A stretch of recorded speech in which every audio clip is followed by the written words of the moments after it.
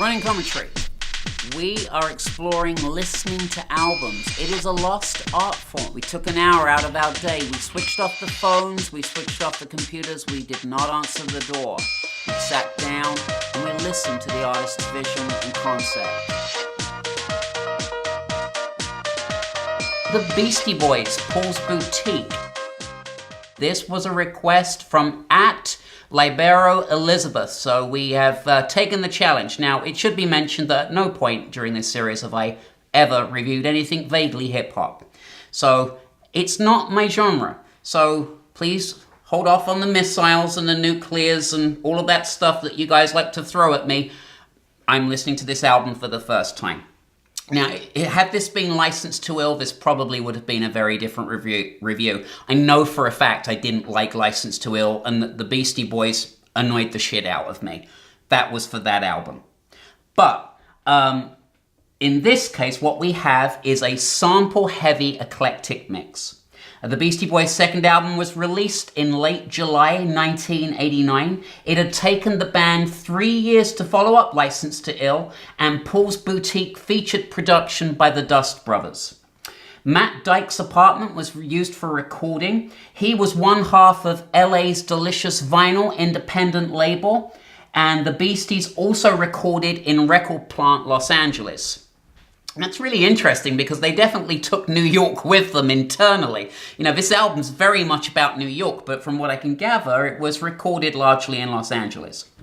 The cover of the record was a fictitious Beastie Boys clothing store based on the location of 99 Rivington Street in the Lower East Side, which at that time had been called Lee's Sportswear. I believe the building is sort of landmarked with some graffiti for anyone that wants to go down there and take a shot with it.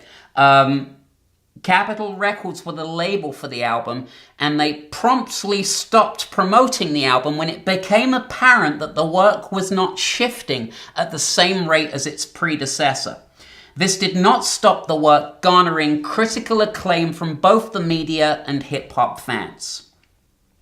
So let's look at the tracks. We have To All the Girls, which is this very shaka-wah-wah, kind of like, sort of almost like soft porn opening, mentioning Italian, Swiss, French, Japanese, Chinese girls, Upper East Side, Southern belles, giving a shout out to all the different shades and varieties of women that are available to feast upon, and I'm sure among the three of them, they definitely did their share of that.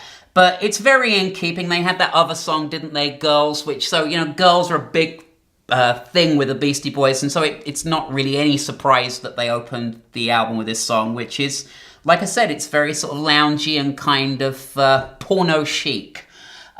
Shake Your Rump breaks in raucously. It's packed with varying musical activity and samples. It's immediately recognizable as Beastie Boys. Johnny Ryle, plenty happening lyrically here as they map out this colourful, dubious-sounding character. Literally, there's so many lyrics coming at you. If you are not a hip-hop fan and you are not like sitting there writing everything down and researching all these references, you know, I would love to give more lyrical references here, but they are literally, boom, they're like bullets out of a gun flying at you. Got talking this one, that one, this cross street, that cross street, this guy, this one wearing this one's wearing that one's going there, that one's doing this. It's like the hustle and bustle of the city. I've got to say, in that regard, I can only imagine actually the skill and admire the skill of trying to remember the bloody words to this song. I mean, I just cannot imagine actually learning the words to these songs to perform it in the studio. So I've got to give them credit for that, because it's almost like the words are just coming out so quickly, and it's like, what the fuck is happening? It's like, it's a head fuck.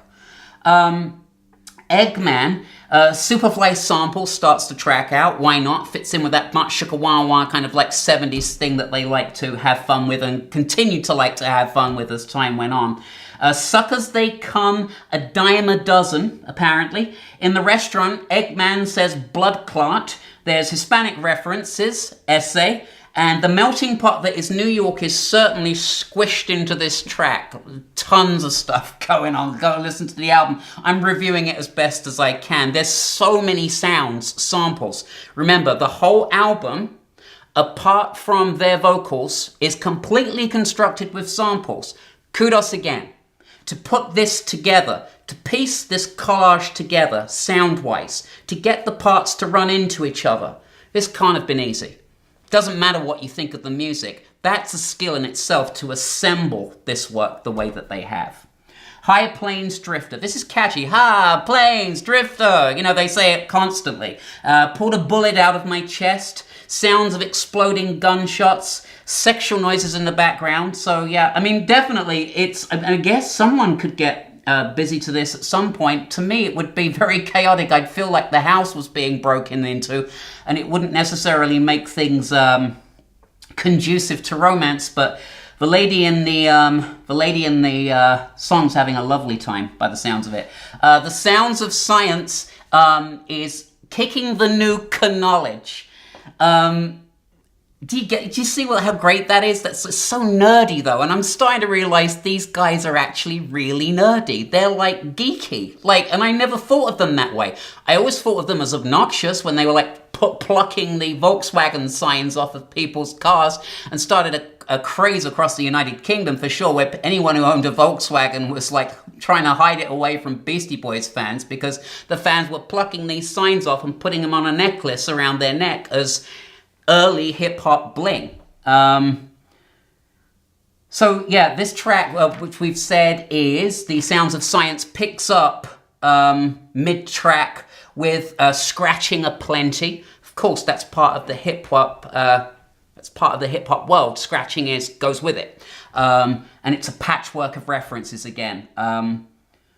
For track 7, which is the 3-minute rule, this little flute hook. Again, very little Bush Shooka Wah Wah, Kung Fu kind of movies, like they got this little flute hook going. Your boyfriend doesn't know about me and your mother. Okay, I mean, definitely a potentially difficult situation. But this is what they do. They are Beastie Boys. Did these guys ever really grow up, or did they kind of like just latch on to this sort of reprobate image and just kind of continue the party? That's what it seems like. Mike D is for Diamonds. MCA is pulling no punches lyrically in his distinctive raspy fashion. Track 8 is Hey Ladies, which was a single, a nice rhythmic groove. Cowbells in the middle are awesome. I really like the rhythm section in the middle here. And certainly a departure as far as their singles go. This would be great to dance to in a club. You hear a sample of the Sweets' Ballroom Blitz in the middle of it, which you're certainly not expecting. I don't think anyone ever sampled the Sweet for hip-hop, so kudos for that. I think the chicken dinner is like... This is like blue... what's it called? A hillbilly bluegrass sensibility, ding ding ding, like banjos, and they're all on this little truck going for their 5-piece chicken dinner. I'm guessing that's what's happening as it rides into Looking Down the Barrel of a Gun, which is a tunnel of rhythm. You know, you're in this tunnel of hi-hats and cymbals sort of crashing, and it's sort of you're in a tunnel with it, and it's gonna get you. And it seems painstakingly again put together. At track 11, we have Car Thief, which sounds like a pimped out, scratched and whistled joint. That was what I came up with. God knows what I mean, but have a listen and I think you'll agree. A fun night in the arcade, finishing off at a cool after hours spot. That's what it seems like you've been hanging around, like playing video games, and then you're chilling with the ladies in the lounge afterwards. For track 12, we have What Comes Around. This contains all the elements of what makes old school hip-hop popular. And they end the track with something that makes me laugh, Doris the Thinkosaurus, which they find very funny as well. For 13, Shadrach, which is a single, strange name for a song. Got more suits than Jacoby and Myers. So for anyone in the New York area, we know that if you're going to sue someone, that's where you go, or for divorce or anything like that, Jacoby and Myers is where you go. It's an interesting choice for a single, definitely a departure in style. If I had a penny for my faults, I'd be a millionaire. Ask for Janice is kind of funny, really. It's almost like a commercial for this imaginary Paul's Boutique. And it sounds like a sort of a Jewish woman answering the phone, and she's sort of says what they have going on there, and then a sort of typical New York style homeboy claims he's only interested in the B-boys. So get the fuck out of here, or something like that. It's just this very strange kind of phone call, which is what Ask for Janice winds up being. And then for 15, which is the B-boy bouillabaisse, it strips down a young lady, and then we follow up stripping her off with some beatboxing. Why not? Get on the mic, Mike. Pissing on the third rail, not recommended if you'd like your genitalia to be left intact, although most of those doors don't open anymore. Change of rhythm, a nice sort of reggae sample. The neck tortoise, so that's tortoise neck. They're switching the words around to get them to fit into this bouillabaisse. The donuts were dunking. Another change of pace as an Isley Brothers sample plays in the background, a real nightclub feel.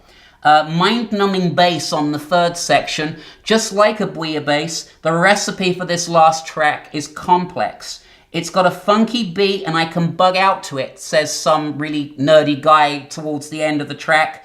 Good Times by Chic gets scratched into the mix. Go AWOL, what you gonna do? And ends as it starts with, All the Girls, which is that buck shaka wah wah thing again. So you definitely feel as though you've been on a journey with these guys after listening to Paul's Boutique. There's no way that you could, in your right mind, listen to this and say, what happened? Nothing. A lot happened. But to try and break that down into the million different fragments that make up that album would, take a good year. You could write a thesis on this. If you were really interested in writing a dissertation, you could probably take this thing apart and it would take you a good amount of time to write all the samples that they have on there. But I have a new understanding of hip-hop, or old school hip-hop, in that, this is sort of a reference point of how this music has affected people's lives. And I guess in the Beastie Boys case, I wasn't expecting to hear the Sweet, and then I wasn't expecting to hear the Chic. Some of the references are, they're more approachable. They're sort of more mainstream. The Beastie Boys were formed in 1981 and comprised of Mike D, vocals and drums, MCA, vocals and bass, and Ad Rock for vocals and guitar. They toured with Madonna in 1985 and have sold 50 million albums worldwide, which for a hip-hop group is really a stunning set of numbers. Adam Yauch, MCA, sadly died in May 2012 to cancer, and his band members said they would no longer tour as the Beastie Boys out of respect for his passing. Not typically my kind of music. I look forward to going back to this and exploring this in more depth, but I can recognize talent when I hear it, and for that reason I award the album 74%.